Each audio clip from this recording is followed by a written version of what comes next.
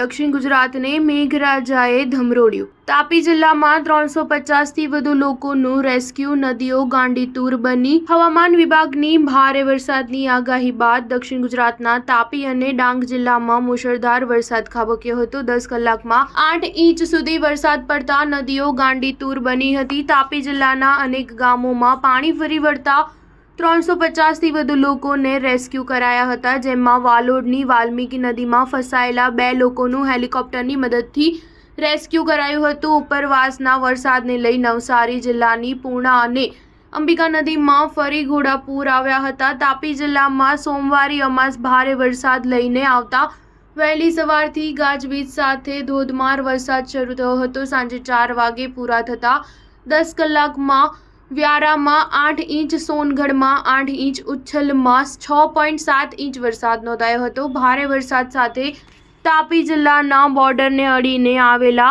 ડાંગ જિલ્લાના વન ક્ષેત્રમાં આબ ફાટતા ડોલવણ, વ્યારા અને વાલોડ તાલુકામાંથી પસાર થતી નદીઓ ગાંડીતુર બનીને વહી હતી। અનેક ગામોમાં ઘરોમાં પાણી ભરાયા હતા। જિલ્લાના 101 રસ્તા બંધ કરાયા હતા। એનડીઆરએફની ટીમે 350થી વધુ લોકોને રેસ્ક્યુ કર્યા હતા। ડાંગ જિલ્લામાં સોમવારે સવારથી જ ધોધમાર વરસાદ શરૂ થયો હતો। છેલ્લા 12 કલાક દરમિયાન જિલ્લામાં સરેરાશ 4.96 ઇંચ વરસાદ નોંધાયો હતો, જેમાં વઘઈમાં 8.28 ઇંચ અને સુબીરમાં 5.88 ઇંચ વરસાદ નોંધાયો છે। ભારે વરસાદથી નદીઓ 2 કાંઠે વહેતી થઈ છે। ઠેર ઠેર વૃક્ષો ધરાશાયી થવા સાથે માટીનો મલબો રોડ પર ધસી આવતા કુલ 13 માર્ગો અવરોધાયા છે। નવસારી જિલ્લાના ઉપરવાસમાં આવેલા આહવા, ડાંગ અને સાપુતારામાં ધોધમાર વરસાદ ખાબકતા અંબિકા, પૂર્ણા નદીમાં ઘોડાપૂર આવ્યા છે, જેના કારણે નીચાણવાળા વિસ્તારના લોકોને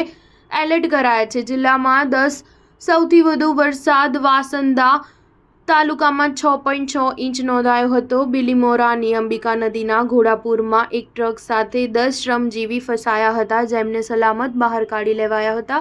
જિલ્લામાં કુલ 22 માર્ગ બંધ થયા હતા। સુરત જિલ્લા અને ઉપરવાસમાં ભારે વરસાદના કારણે જિલ્લા પંચાયત માર્ગ અને મકાન વિભાગના 16 રસ્તા ઉપર પાણી ફરી વળતા વાહન વ્યવહાર માટે બંધ કરવામાં આવ્યા છે। ચીખલીના બારોલિયા ગામે ચક્રવાતમાં 8 થી 10 ઘરના પતરા અને આખા શેડ ઉડી ગયા હતા। સ્ટાર ન્યૂઝ 7 હંમેશા સચ્ચાઈની સાથે।